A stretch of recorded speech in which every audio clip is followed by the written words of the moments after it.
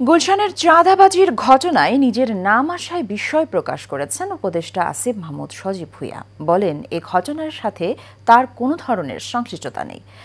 আজ সচিবালয়ে সাংবাদিকদের সাথে আলাপকালে তিনি এসব কথা বলেন। এ সময় আগামী নির্বাচনে নিজের অংশগ্রহণ প্রসঙ্গেও কথা বলেন উপদেষ্টা আসিফ মাহমুদ। বিস্তারিত নূর মোহাম্মদ ভুঁইয়ার রিপোর্টে।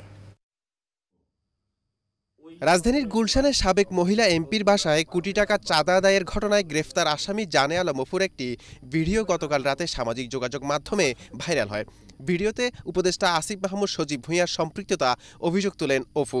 এই সকল ভাইরা, এই যে আমাদের আসিফ মাহমুদ সজীব ভুঁইয়া ভাই সেদিন যে সিএফ মোটো বাইকটা নিয়ে আসছে, এই রাত্রেবেলা বাইক রাইডিং করতে এসে গুলশানে আসছে, ওই ওয়েস্টিনে 5 স্টার হোটেলে ছাড়া সে বসে না কোথাও।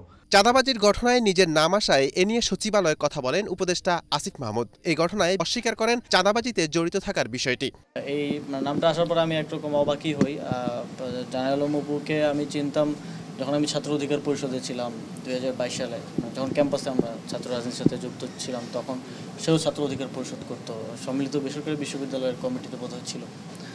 তখন চিনতাম, কিন্তু গত 2024 সালের 5ই আগস্টের পরে তার সাথে আমার কখনো কথা বা দেখা হয়নি। এক বছরের সরকারের সফলতার চেয়েও ব্যর্থতাই বেশি স্বীকার করে আসিফ মাহমুদ নির্বাচনে অংশগ্রহণের বিষয়ে খোলাসা করেন। জাতীয় এসপেক্টে যদি বলি তাহলে না পারার পাল্লাটাই হয়তো ভারী।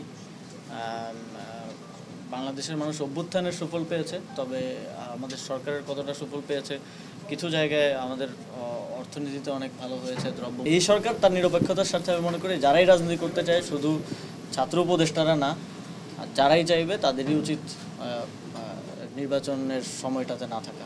তবে নির্বাচন করার সিদ্ধান্ত এখনো না নিলেও তফসিল ঘোষণার পর সরকার থেকে পদত্যাগের চিন্তাভাবনা রয়েছে বলেও জানান আসিফ মাহমুদ সজীব ভুঁইয়া। আমি এই বিষয়ে এখনো চূড়ান্ত কোনো সিদ্ধান্ত নেই।